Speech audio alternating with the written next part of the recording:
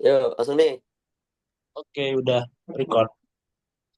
Bismillahirrahmanirrahim. Assalamualaikum warahmatullahi wabarakatuh. Waalaikumsalam warahmatullahi wabarakatuh. Waalaikumsalam wabarakatuh. Alhamdulillahirrahmanirrahim. Segala puji bagi Allah yang telah memberikan kita nikmat Islam, nikmat sehat walafiat. Karena nikmat itulah kita dapat berkumpul online ya pada siang hari ini melaksanakan mata kuliah ilmu perundang-undangan. Nah, tidak lupa juga yang terhormat ya kepada dosen pengampu mata kuliah ilmu perundang-undangan Ibu Mufidah. Semoga beliau beserta keluarga di sehat walafiat selalu. Ya, langsung saja kami dari kelompok 4 ingin mempresentasikan hasil diskusi kami mengenai kontribusi ilmu-ilmu syariah dalam pembentukan peraturan perundang-undangan. Nah, langsung saja materi yang pertama mengenai hubungan syariah dan perundang-undangan akan disampaikan oleh Muhammad Zidan Ansori. Waktu dan tempat dipersilahkan. Baik, terima kasih moderator atas waktu dan kesempatannya. Untuk materi pertama yaitu hubungan syariah dan perundang-undangan. Nah, sebelum lebih jauh kita membahas mengenai hubungan syariah dan perundang-undangan ini, tentu lebih baiknya kita mendefinisikan terlebih dahulu apa itu syariah dan apa itu perundang-undangan.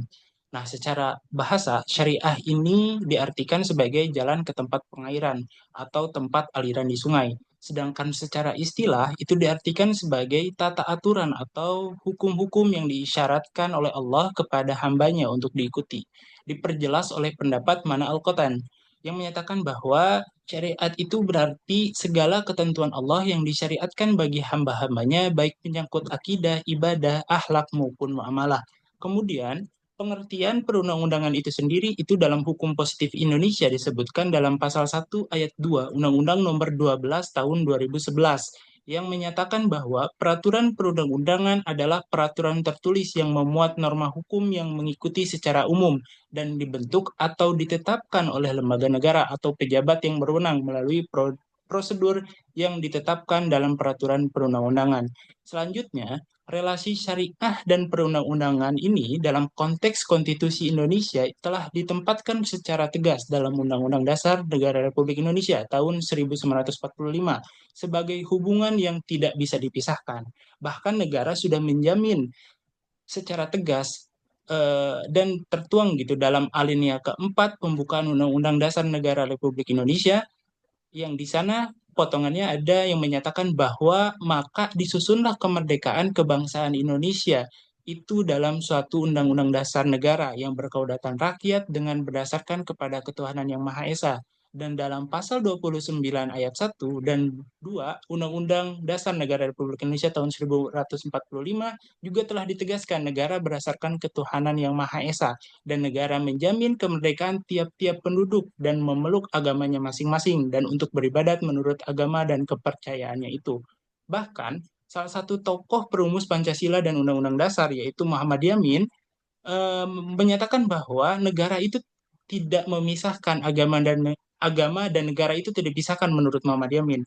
Bahkan beliau mengatakan eh, di konstitusi Indonesia itu antara negara dan agama itu merupakan sendi pokok dari agama gitu. Terus dalam konteks hukum, kita jika berbicara dalam konteks hukum, hubungan syariat Islam dan perundang-undangan ini bisa ditemukan dalam aspek-aspek muamalah. Karena dalam muamalah itu tersendiri kan didefinisikan sebagai kebolehan sebelum ada hukum yang melarangnya gitu. Nah, makanya dalam pandangan hukum ini itu terbagi menjadi dua, yaitu kaidah-kaidah muamalahnya terbagi menjadi dua, yaitu yang pertama itu mengatur hubungan perdata. Ya, salah satunya ada undang-undang perkawinan, undang-undang mengatur tentang kewarisan dan lain sebagainya. Kemudian mengatur tentang persoalan publik yaitu jinayat, al-ahkam al-sultaniyah dan lain sebagainya. Nah, kemudian jika kita kaji lebih dalam lagi, misalnya kita kaji dari aspek filosofis, sosiologis, dan yuridis, kita menemukan bahwa secara filosofis, syariah dan hukum nasional ini sama-sama bertujuan mewujudkan keadilan dan kesejahteraan, kemaslahatan lah. Nah, dalam konstitusi syariah kan sudah jelas itu menekankan lima pokok. yaitu menjaga agama, jiwa, akal, keturunan, dan harta. Nah, nilai-nilai ini sejalan dengan tujuan hukum modern, yaitu mengutamakan keadilan dan kemanfaatan. Nah, sedangkan secara sosiologis, pendekatan ini menekankan bahwa hukum itu efektif jika sesuai dengan nilai masyarakat. Nah, dalam masyarakat Indonesia yang mayoritasnya Muslim, itu syariah menjadi bagian dari hukum yang hidup atau disebut living law. Nah, ini tercermin dalam berbagai undang-undang yang sekarang gitu, seperti undang-undang perkawinan, itu kan merupakan adopsi-adopsi dari nilai-nilai Islam gitu. Kemudian secara yuridis syariah masuk ke dalam sistem hukum nasional melalui legislasi seperti undang-undang, undang-undang perbankan, undang-undang yang lainnya gitu. Nah, oleh karena itu dapat disimpulkan bahwa hubungan syariah dan perundang-undangan ini, syariah di sini itu sebagai sumber atau materi muatan gitu untuk peraturan perundang-undangan. Karena nilai-nilai yang ada dalam syariah ini atau nilai-nilai Islam yang ada dalam agama Islam gitu, itu menjadi sebuah inspirasi gitu buat terbentuknya undang-undang seperti undang-undang perkawinan dan lain sebagainya. Mungkin cukup sekian dari saya. Selanjutnya saya kembalikan kepada moderator. Baik, materi yang kedua mengenai peran ilmu syariah dalam pembentukan peraturan perundang-undangan akan disampaikan oleh teman kita Zulfar Madani. Waktu dan tempat dipersilakan. Baik, terima kasih moderator. Di sini saya akan menjelaskan terkait bagaimana peran ilmu syariah. Jadi ilmu syariah di sini memiliki peranan penting dalam konstruksi hukum di Indonesia, terutama di dalam pembentukan peraturan perundang-undangan yang tidak hanya berlandaskan nilai hukum positif, tetapi juga berakar dari norma-norma keagamaan yang hidup di dalam masyarakat. Jadi sebagai negara yang mayoritas di sini penduduknya Muslim, eksistensi nilai-nilai syariah dalam hukum nasionalis ini menjadi keniscayaan, terutama dalam ranah moral sosial dan budaya yang melekat erat pada kehidupan masyarakat di Indonesia. Untuk undang-undang di sini memberikan kerangka normatif mengenai hierarki, teknik penyusunan, hingga asas-asas pembentukan peraturan yang baik. Akan tetapi, kalau nilai-nilai syariah di sini sering dijadikan sebagai inspirasi atau sumber nilai dalam merumuskan norma hukum, khususnya di sini dalam penyusunan peraturan daerah perda di berbagai wilayah yang memiliki kultur Islam yang kuat.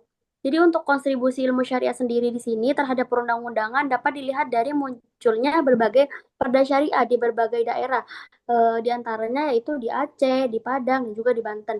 Jadi dalam konteks ini ilmu syariah tidak hanya dipahami sebagai kumpulan norma keagamaan, tetapi juga sebagai kerangka epistemologis yang mampu memberikan arah moral terhadap kebijakan publik.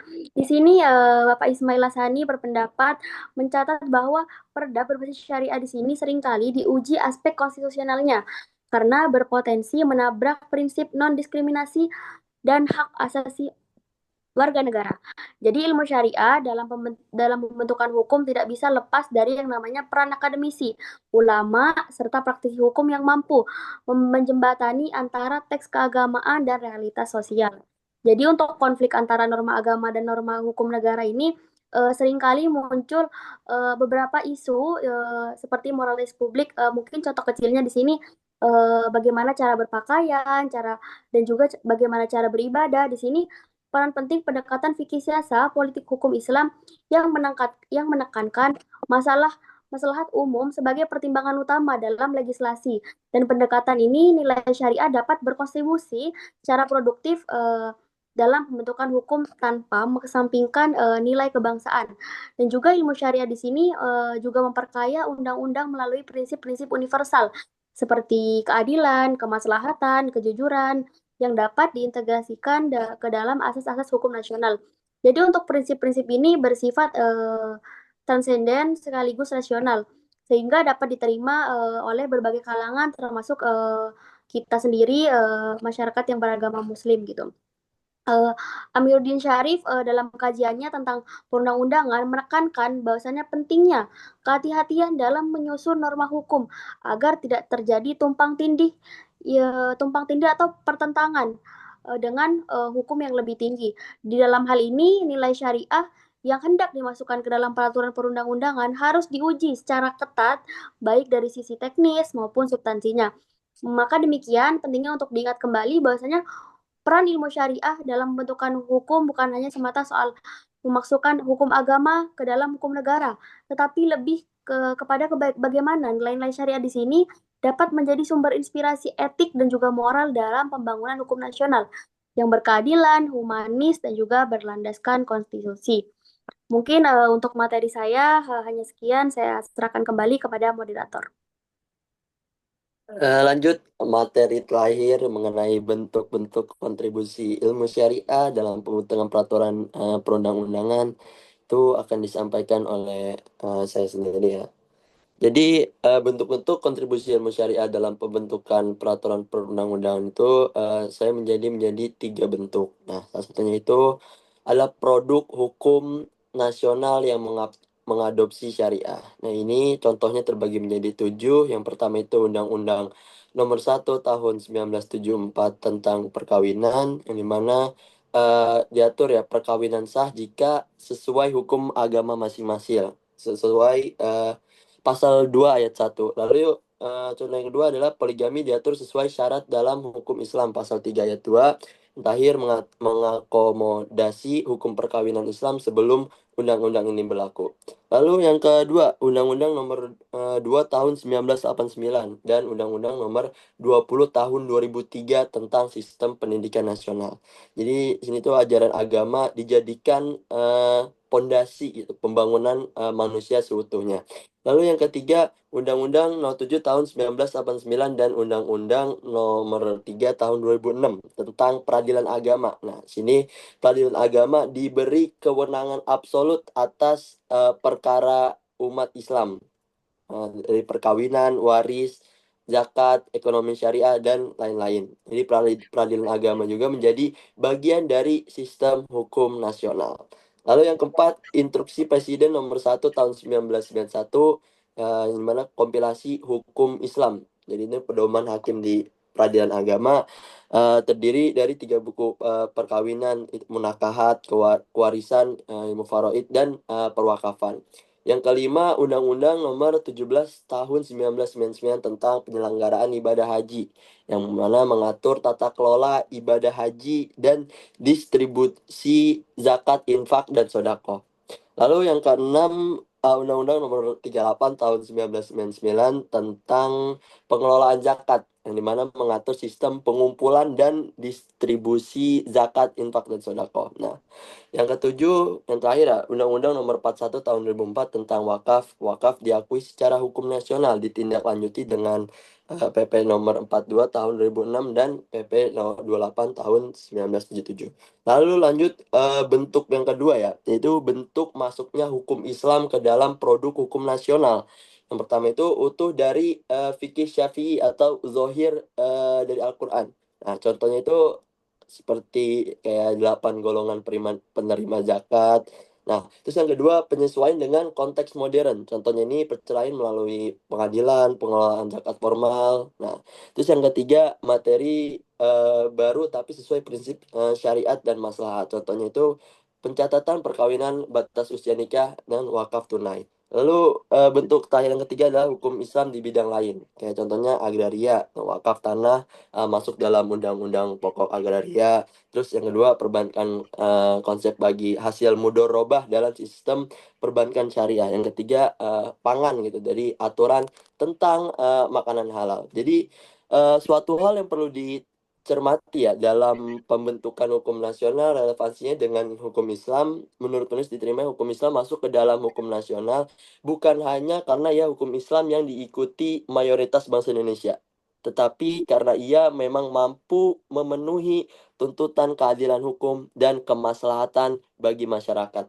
membumikan asas-asas hukum Islam dan istinbat ahkam, metodologi penafsiran dan penggalian hukum yang biasa digunakan dalam hukum Islam. Nah, dalam pembangunan hukum nasional menempati posisi yang strategis dibandingkan tuntutan pemberlakuan hukum Islam yang formalistik. Nah, mungkin cukup sekian ya dari kelompok kami. Kurang lebihnya mohon maaf. Wassalamualaikum warahmatullahi wabarakatuh. Waalaikumsalam. Waalaikumsalam warahmatullahi Waalaikumsalam warahmatullahi wabarakatuh.